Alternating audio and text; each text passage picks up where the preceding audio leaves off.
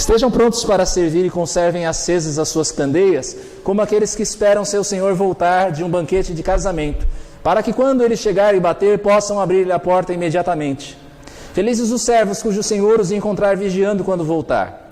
Eu lhes afirmo que ele se vestirá para servir, fará que se reclinem à mesa e virá servi-los. Mesmo que ele chegue de noite ou de madrugada, felizes os servos que o senhor encontrar preparados. Entendam, porém, isto. Se o dono da casa soubesse a que hora viria o ladrão, não permitiria que a sua casa fosse arrombada. Estejam também vocês preparados, porque o Filho do Homem virá numa hora em que não o esperam.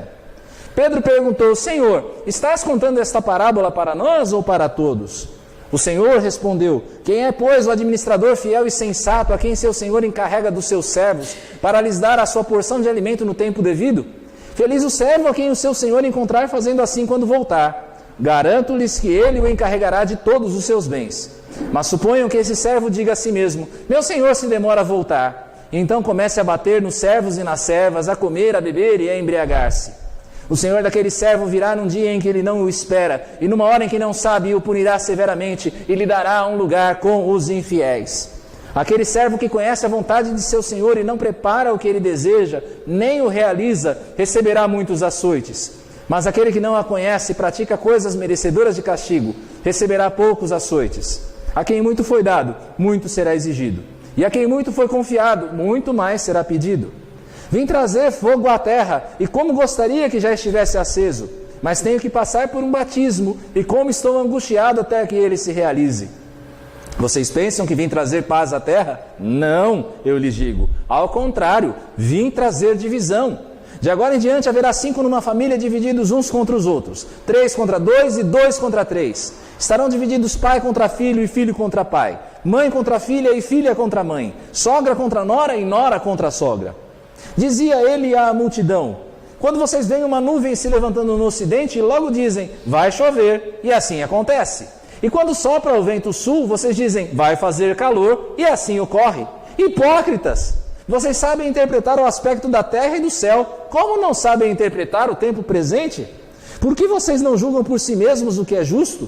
Quando algum de vocês estiver indo com o seu adversário para o magistrado, faça tudo para se reconciliar com ele no caminho, para que ele não o arraste ao juiz, o juiz o entregue ao oficial de justiça e o oficial de justiça o jogue na prisão.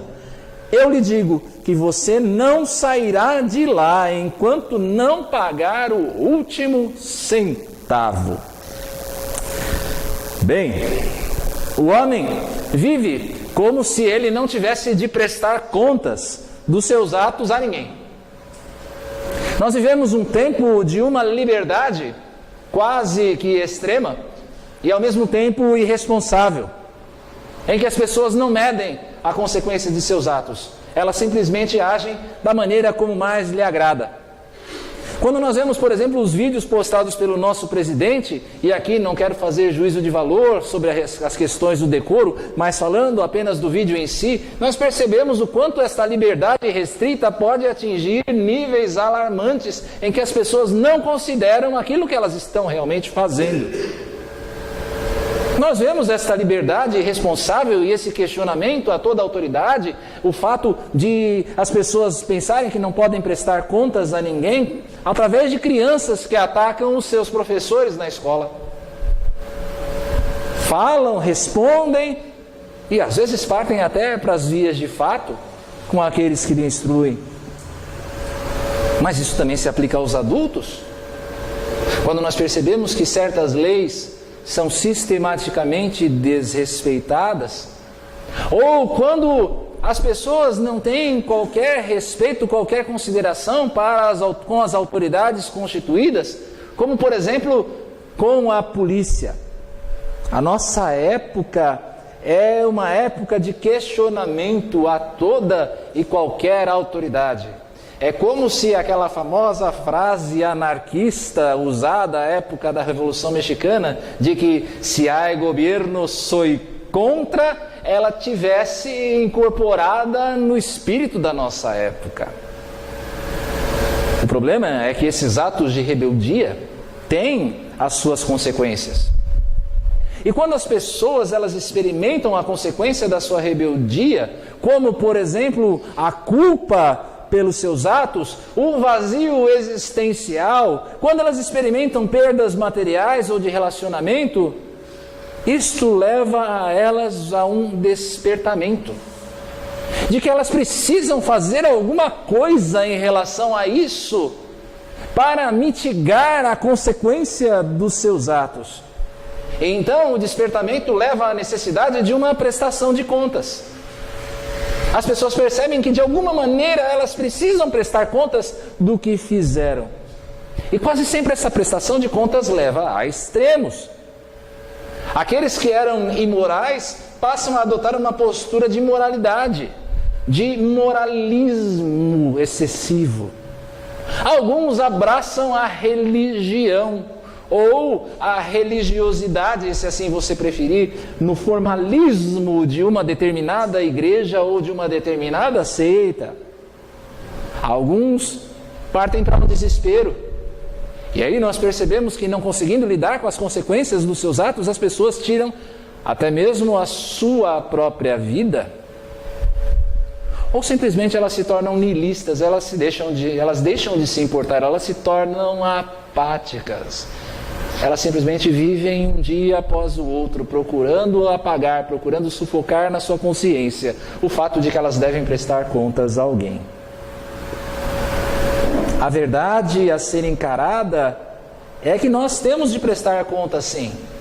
Não a pessoas, não a nós mesmos. Nós, eu e você, somos responsáveis perante um Criador justo. E a Ele, porque Ele nos criou, nós devemos prestar contas. Nós somos dele. Nós não somos independentes. Nós somos responsáveis diante de Deus. E Deus não empurra a nossa sujeira para debaixo do tapete. Alguns têm a triste ilusão de que, apesar de seus pecados, apesar dos seus erros, Deus vai arrumar um jeitinho deles passarem, deles entrarem na vida eterna, nem que seja por debaixo da porta. Deus vai dar um jeito no final das contas. É uma triste ilusão. Nós vemos este juízo de Deus, esse juízo necessário de Deus, ao longo de toda a história bíblica. Nós vemos, por exemplo, o juízo de Deus pesando sobre Adão e Eva quando eles escolhem desobedecer lá no Éden. E Deus então aponta quais serão as consequências do seu pecado. Ele os expulsa do jardim do Éden, ele os expulsa da sua presença. Nós vemos o juízo de Deus sobre os egípcios, que, oprimindo o seu povo Israel enquanto eles eram escravos no Egito, Deus julga os egípcios através de 10 pragas.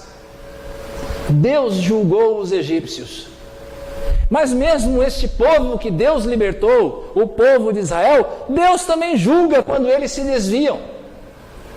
Era o povo dele, mas mesmo assim Deus julgou. Quando eles se desviaram para a opressão, para a indiferença diante do necessitado, para a idolatria, para a injustiça, quando eles se desviaram, Deus também os julgou, enviando-os para o exílio, primeiro na Assíria e depois na Babilônia.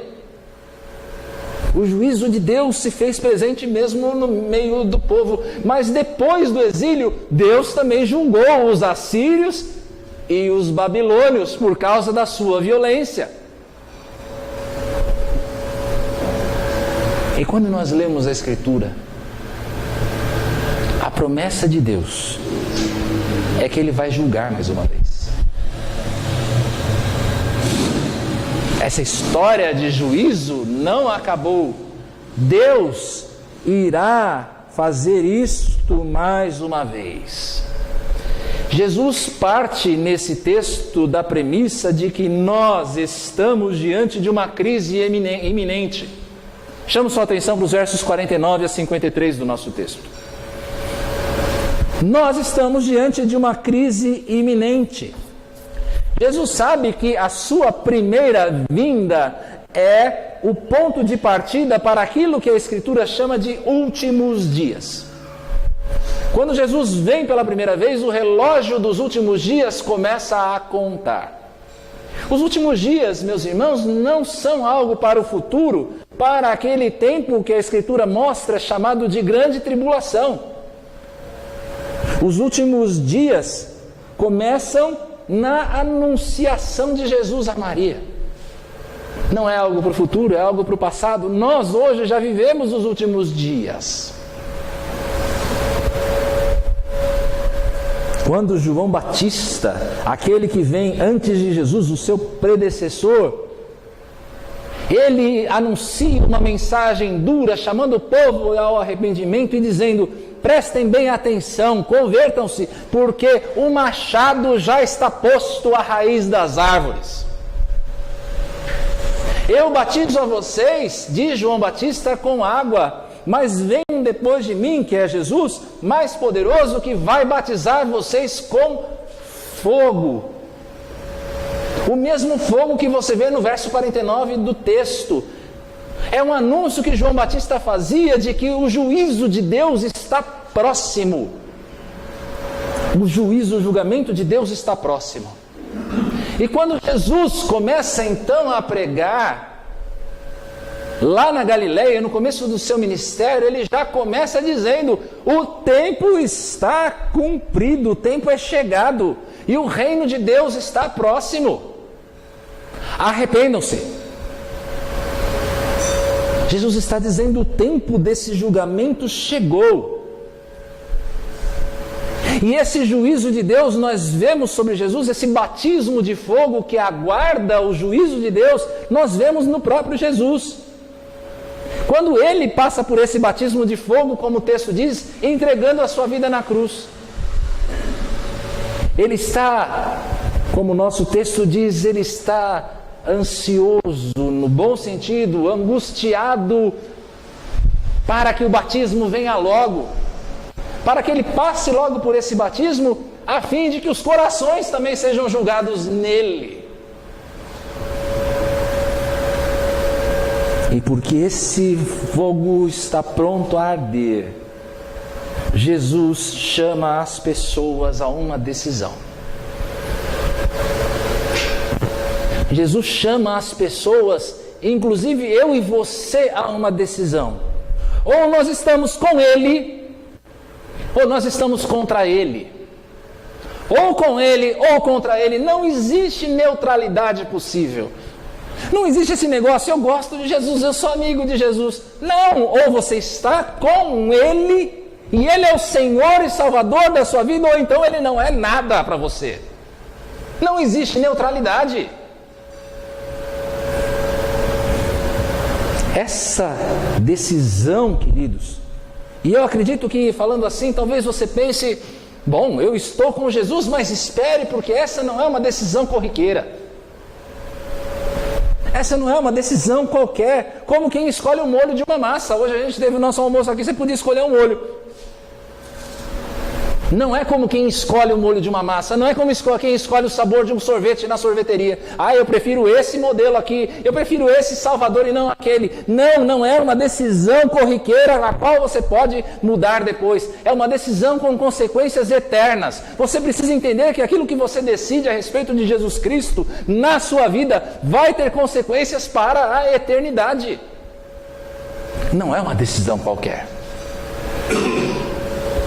E dessa decisão implicam algumas escolhas difíceis, como Jesus aponta no texto, nos versos 52 e 53. E ele fala nesses versos que uma dessas decisões é a ruptura de antigas alianças, de antigos relacionamentos. É algo tão dramático isto. Esse rompimento que Jesus pede de nós, essa lealdade que Jesus requer de nós, que por vezes Ele te chama a romper com laços tão íntimos como os laços da sua família. Algumas vezes pertencer a Jesus significa você romper com os seus pais, você romper com os seus irmãos, você romper com os seus amigos. Algumas vezes isso implica na sua decisão em permanecer ao lado de Jesus. É bem provável que você já tenha passado por isso. Se você já tomou essa decisão em perder relacionamentos, em romper antigas alianças por causa de Cristo, é bem provável. No nosso mundo nós temos talvez um exemplo extremo desse, das famílias dos islâmicos que se convertem, jovens antes muçulmanos que vêm a crer no Senhor Jesus Cristo e que por causa desta conversão, por causa do que o Alcorão diz, eles são colocados para fora de casa. Às vezes eles são mortos por causa da sua fé, por aqueles que eram os seus parentes. Talvez isso já tenha acontecido com você. Por isso é que Jesus afirma que Ele veio trazer divisão, não paz. Não existe neutralidade aqui. Ou você está com Ele ou você está contra Ele. Ou você ama a Jesus ou você ama aqueles que estão contra Jesus, mesmo que eles sejam as pessoas que você mais ama na sua vida.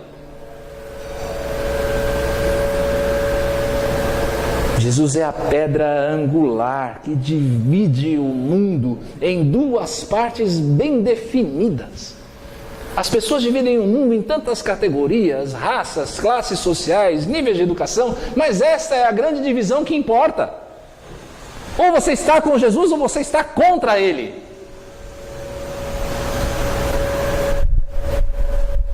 Mesmo assim, com todo esse aparente prejuízo que significa seguir a Jesus Cristo, o problema central a ser considerado aqui é de que maneira nós nos apresentaremos no dia do juízo. De que maneira eu e você apareceremos diante do Senhor Jesus quando Ele vier.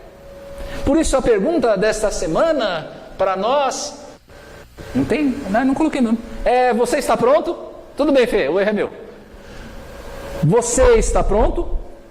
Você está pronto para encontrar-se com o Senhor quando Ele vier? Jesus nos chama a estarmos prontos para a sua vinda, a nos apresentarmos perante Ele reconciliados com Deus e vigilantes, servindo a Ele com toda a integridade.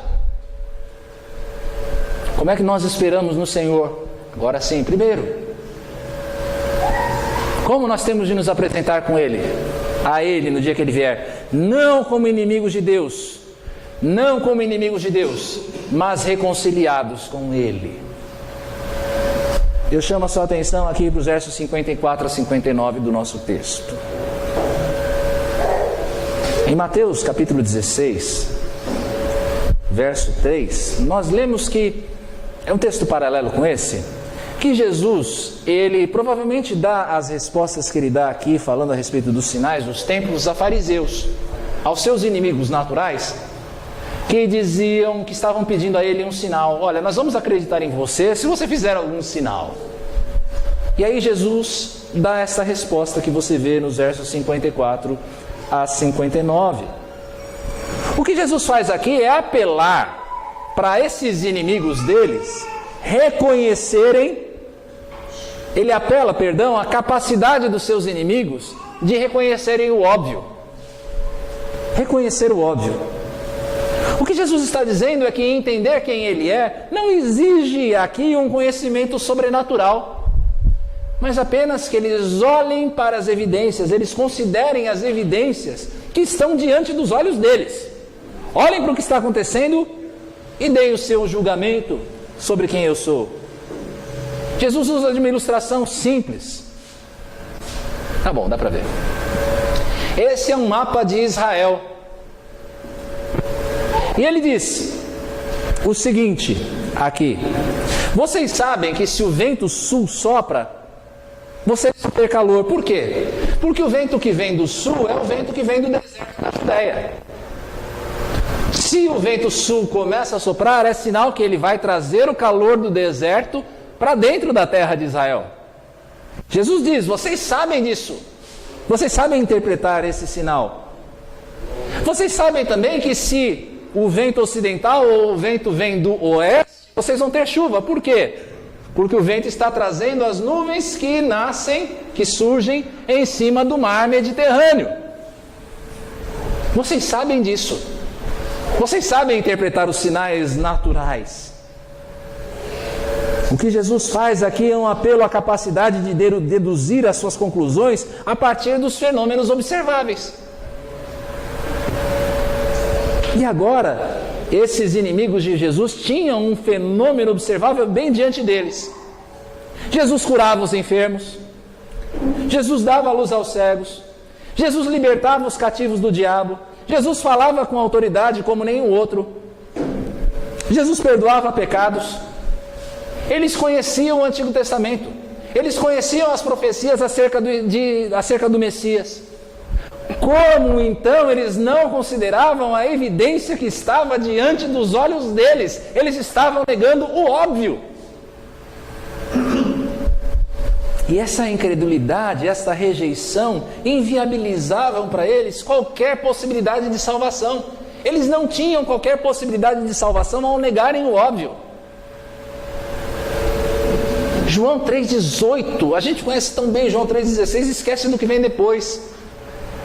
Que João 3,18 diz que aquele que crê nele não está condenado, mas quem não crê já está condenado. Mas por que está condenado? Ora as bolas. Os versos 58 e 59 do nosso texto falam a respeito de reconciliação. Nós falamos um pouco de reconciliação na semana passada. Se você não estava aqui, você pode assistir o vídeo, está na internet. Nós falamos a respeito de reconciliação. Naquele contexto, reconciliação tem a ver com restauração de um relacionamento rompido, de uma amizade. Aqui, o conceito de reconciliação é um pouquinho diferente.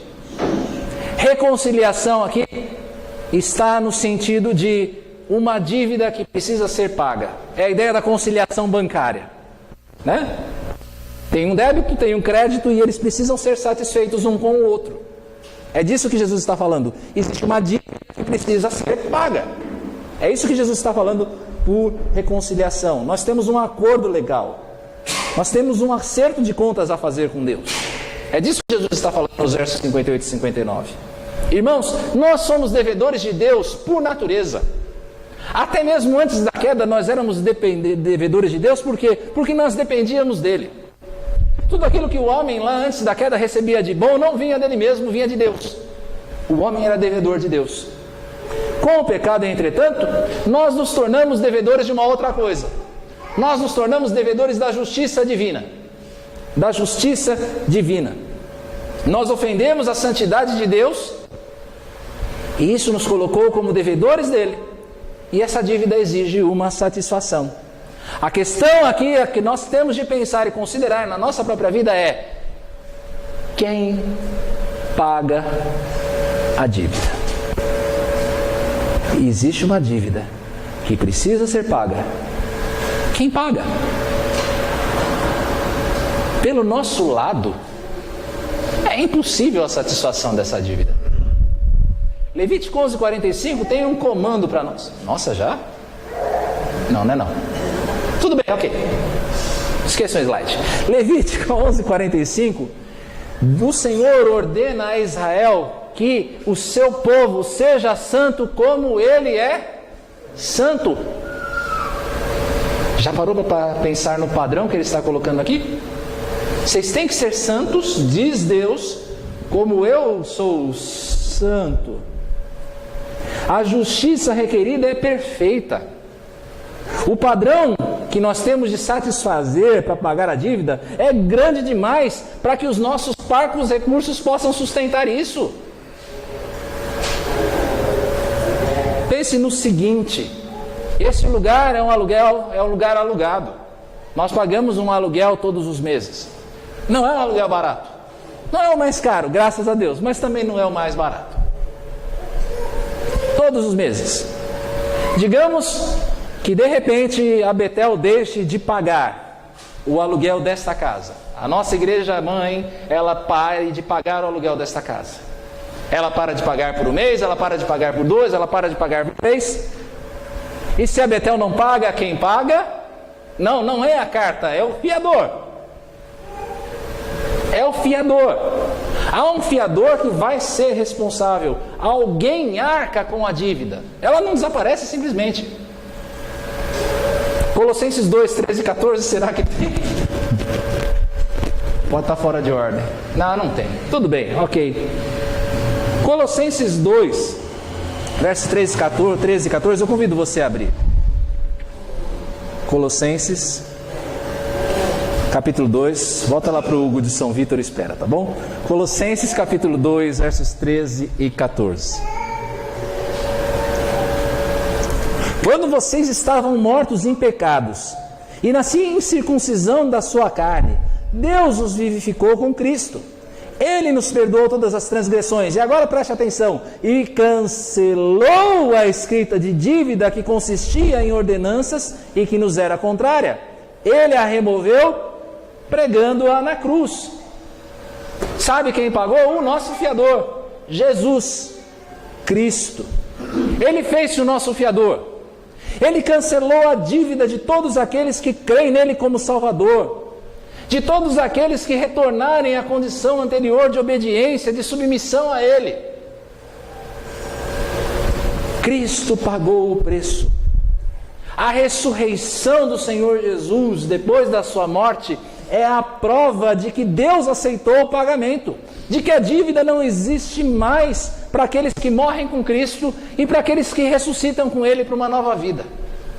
Deus seja louvado. A dívida não existe mais porque Cristo pagou para aqueles que creem. Na perspectiva do juízo iminente, nós temos aqui então um chamado urgente a um acordo. E eu volto à pergunta: quem pagará a sua dívida? Quem é que paga a sua dívida? Agora sim, eu tenho a frase de Hugo de São Vítor, um teólogo medieval, que diz que nós causamos entre nós e Deus uma brecha pelos nossos pecados, e Deus foi o primeiro a aplicar o remédio. Ele nos envia seus embaixadores para nos chamar, os ofensores, de volta à paz. Nós causamos a ferida, Deus manda o remédio.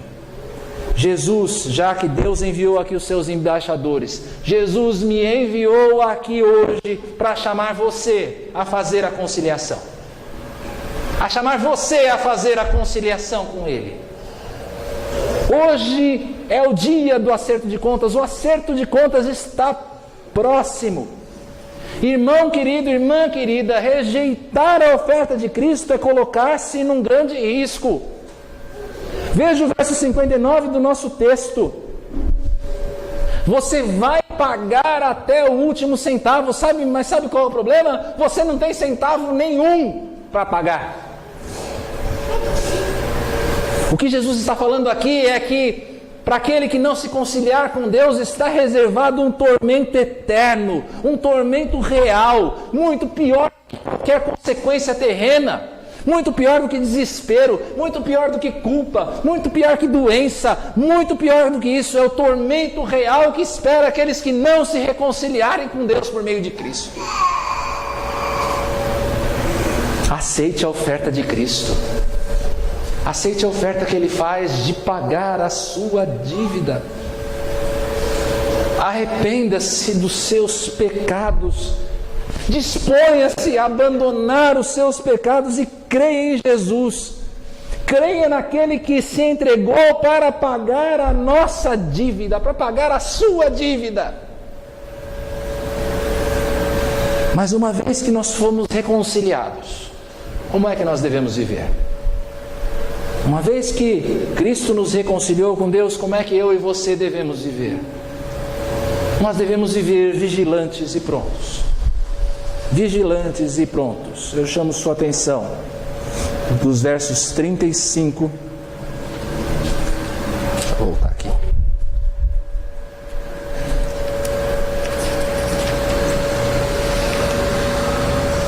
Do verso 35 até o verso 48 do nosso texto. Uma vez que Jesus nos reconciliou, Ele nos torna seus servos. Há uma palavra interessante aqui a ser pensada, que é traduzida por servo. E a palavra que é traduzida por servo é diácono. Há uma especificidade, algo específico em relação a essa palavra, em relação a outros contextos em que servo, por exemplo, significa escravo. é o doulos. O doulos é o escravo. Mas o diácono é o servo voluntário. É o servo que cumpre as suas tarefas com alegria, que cumpre as suas tarefas por disposição, de uma maneira não constrangida. Este é o diácono. O servo aqui, o diácono, não é um escravo com medo do chicote. Ele obedece com alegria, uma alegria e disposição, no nosso caso, já que somos diáconos de Jesus Cristo pela reconciliação, é uma alegria e disposição que vem de saber do que Ele fez por nós. Por que eu obedeço? Não é por medo, não, eu não sou escravo. Eu obedeço porque eu sei o que Ele fez por mim. Então eu obedeço de boa vontade, de bom coração, de boa disposição. E qual é a tarefa que Ele nos deixou? Pelo verso 45, nós percebemos que a tarefa pouco tem a ver com prática religiosa. A tarefa pouco tem a ver com a igreja que você frequenta. A tarefa pouco tem a ver com as suas ofertas ou com a quantidade de horas que você dedica à oração. A tarefa tem pouco a ver com isso, ainda que essas coisas sejam importantes. A tarefa, segundo o verso 45, tem a ver com sobriedade. E principalmente com o serviço uns aos outros. Ele nos chamou para uma tarefa de servirmos uns aos outros. Isso pessoalmente quer dizer que você não deve se deixar enredar nos prazeres momentâneos, nos prazeres pecaminosos do mundo. Você não deve viver para satisfazer a sua própria carne. Esperar com sobriedade é isso. É não se deixar enredar pela carne. É ter em Deus e na sua vontade o nosso maior prazer.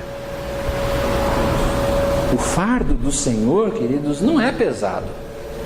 Quando você se dispõe, parece que é algo pesado, oneroso, algo que realmente vai te trazer muitas dores, mas o fato é que o fardo do Senhor é um fardo leve. Sabe por quê? Porque Ele sempre traz bênção. O fardo do Senhor sempre resulta em bênção. Mas falando a respeito de serviço, a tarefa que Ele nos dá é uma tarefa de exercitar generosidade com o necessitado. Como a gente tem falado aqui com tanta ênfase, em olharmos para a necessidade daquele que é próximo a nós. É um chamado a nós ministrarmos a justiça, levantando a voz contra os erros, contra os desvios da sociedade corrupta em que a gente vive. Tem a ver com cuidado, tem a ver com pastoreio mútuo, com o suporte uns aos outros nas suas aflições. Tem a ver com chamar os que estão sem Cristo ao arrependimento. Essa é a tarefa que Jesus deixou para nós fazermos. É, em outras palavras, um reflexo da glória de Cristo em nós. É por isso que ele fala das candeias acesas. Sempre que você vê essa figura da candeia acesa, é porque Ele está nos chamando a refletir a glória de Cristo, cumprindo aquilo que Ele nos deixou. Essa espera, então, é uma espera ativa. Nós não ficamos sentados esperando. Nós trabalhamos. É uma espera operosa. Nós somos chamados ao trabalho, nós somos chamados a vivermos para Cristo, nós que morremos e ressuscitamos com Ele. Se pertencemos a Ele, fazemos o que Ele manda.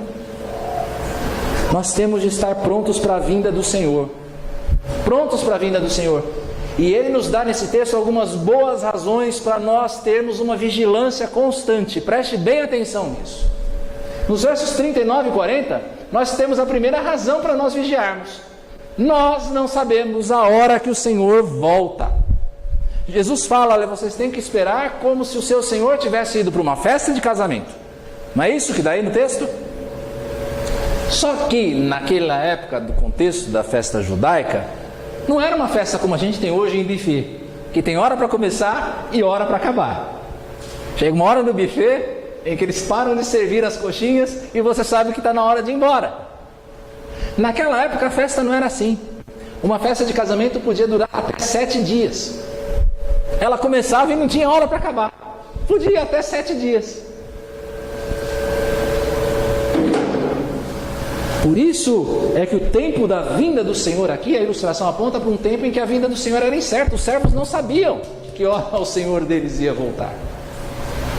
Eles sabiam que ele voltaria, mas não sabiam a hora. Jesus anuncia que a sua volta vai se dar como um ladrão na noite, sem aviso, de surpresa. É claro, se você sabe a hora que o ladrão vem, o que você faz? Você vai fechar a janela? Você vai trancar a porta? Você vai comprar uma arma, talvez. Hoje em dia é assim, né? Você vai comprar uma arma para se defender e esperar o cara. A hora que ele entrar, pumba! Não é assim? Mas o Senhor vem como um ladrão na noite e você não sabe quando ele vai aparecer. Do mesmo modo é com Jesus. Não se pode marcar uma data para o seu retorno. Preste bem atenção nisso. Não se pode marcar uma data para o retorno de Cristo. Quando a gente lê Mateus 24, 36, o Senhor Jesus deixa muito claro, isso enquanto ele estava aqui entre nós, encarnado, que ele não sabia, nem ele sabia o dia da sua vinda. E o interessante, Guilherme, é que tem alguns espertos por aí que se acham mais sábios do que Jesus, porque eles dizem, olha, Jesus vai voltar na data tal.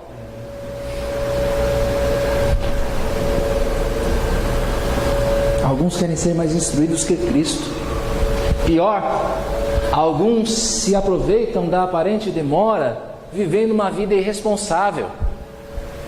É o que Pedro diz em 2 Pedro capítulo 3, que alguns dizendo, o Senhor demora, quando é que vai ser a sua vinda? Eles vivem de qualquer jeito porque eles acham, vai dar tempo ainda de me acertar. Só que a vinda do Senhor é incerta. O dia, da vinda do Senhor é incerto.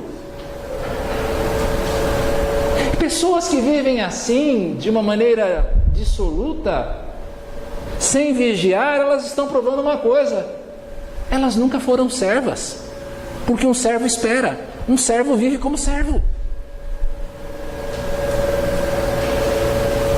Essas pessoas vão ser tristemente surpreendidas quando Jesus vier entre as nuvens. Elas vão tomar um susto danado, porque aí não vai dar mais tempo. Primeira boa razão então para nós vigiarmos constantemente é que nós não sabemos a hora que o Senhor vem. Outra coisa, versos 37 e 38, outra razão para você vigiar constantemente: há uma grande recompensa em você ser achado fiel. Dê uma olhada, eu transcrevi os versos 37 e 38 do nosso texto. Eu quero que você dê uma olhada nesses versículos e faça uma imagem mental do que eles significam.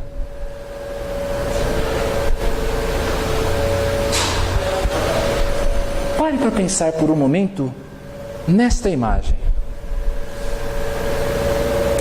Você sendo quem é, e Jesus, Senhor dos céus e da terra, cingindo-se como um servo e servindo você à mesa. Pensa bem, Virna.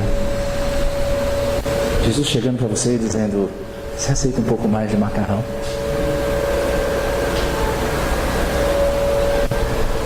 Rony, aceita um pouco mais de sorvete?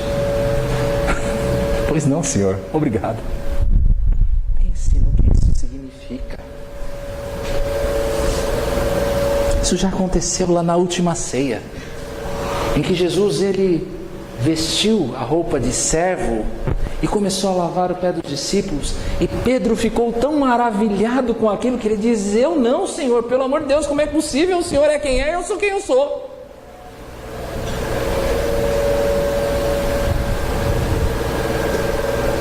Esse mesmo maravilhamento diante desse fato deveria surgir em nós. Da mesma maneira como Pedro ficou maravilhado pelo que Jesus estava fazendo, essa promessa deve despertar em nós um tremendo maravilhamento. Pensa no privilégio que é que eu e você podemos oferecer por tal benefício de sermos levados a esse banquete pelo sangue de Jesus e ainda nós sermos servidos por Ele na sua mesa. Você não está lá porque você merece, você está lá porque Ele comprou você e te convidou para essa festa. E Ele ainda vem e te serve. O que você vai dar por esse benefício? Como é que a gente pode negar aquilo que Ele nos pede? A segunda razão para você esperar é porque é uma grande recompensa. Mas há uma terceira razão para você esperar vigilantemente. Porque na mesma proporção que existe uma recompensa, há também uma grande responsabilidade. Versos 47 a 48. Eu e você recebemos muito do Senhor. Nós recebemos da parte de Deus salvação. Nós recebemos da parte de Deus recursos, dinheiro, tempo, saúde. Nós recebemos do Senhor capacidades, dons para servi-lo. Nós recebemos do Senhor algo que profetas e apóstolos não tinham: a sua palavra completa. Nós recebemos isto. Só que nós temos de pensar que nós não somos proprietários destas coisas. Nós não somos proprietários da nossa saúde, nós não somos proprietários da salvação, nós não somos proprietários do nosso dinheiro, nós não somos proprietários dos nossos bens, dos nossos dons. Nós somos apenas administradores. Veja o que um tremendo homem de Deus chamado George Miller, pastor benemérito, homem de oração, disse a esse respeito: é a ordem do Senhor que em tudo em que Ele seja servido, em nos fazer seus administradores, seja nas coisas temporais ou espirituais, se estivermos realmente agindo como administradores e não como proprietários, Ele nos fará administradores sobre muito mais. Se você for um bom se você quiser usar os seus recursos como proprietário, Ele não vai fazer nada por você. Agora, se você estiver usando os seus recursos como um administrador, espere, porque Ele vai te abençoar com muito mais. Essas coisas são dadas para o serviço de Cristo e do seu povo. E porque essas coisas são dadas para o serviço, Ele vai pedir para nós contas do que nós fizemos dessas coisas. Basta você se lembrar da parábola dos talentos. Quanto mais nós recebemos, mais responsáveis nos tornamos. Por isso, tenha cuidado ao orar. William Wilberforce, o herói da abolição da escravatura na Inglaterra, diz que grandes são de fato as nossas oportunidades, grande também é nossa responsabilidade. Por isso, tome cuidado quando você ora, com as coisas que você pede, porque aquilo que você vai receber é para o serviço do Senhor. Se a sua oração for egoísta e você só estiver pensando no seu próprio benefício, cuidado. Paulo nos lembra em 1 Coríntios 4 que nós somos despenseiros. Sabe o que é despenseiro? É aquele que tira da prateleira e entrega para alguém, que distribui bens. E nós temos de ser achados fiéis. Deus não mima os seus filhos. Não existe com Deus a superproteção que a gente tem com os nossos filhos às vezes. O profeta Amós já lembrava que onde existe o privilégio de ser povo de Deus, existe uma grande responsabilidade. Os primeiros a serem punidos pela sua maldade são justamente os filhos de Deus. Quanto mais conhecimento você recebe, maior é a sua responsabilidade. Você já não tem desculpa para o pecado. Deixa eu te contar a armadilha de hoje e de todo culto. Cada vez que você vem aqui e você ouve a palavra de Deus, você se torna um pouco mais responsável. Deus tem um pouco mais a pedir contas para você. Um dia Ele vai chegar e dizer: o que é que você fez daquilo que você ouviu através do pastor César? Qual será a sua resposta? Assim, nós temos de ser achados fiéis quando o Senhor vier.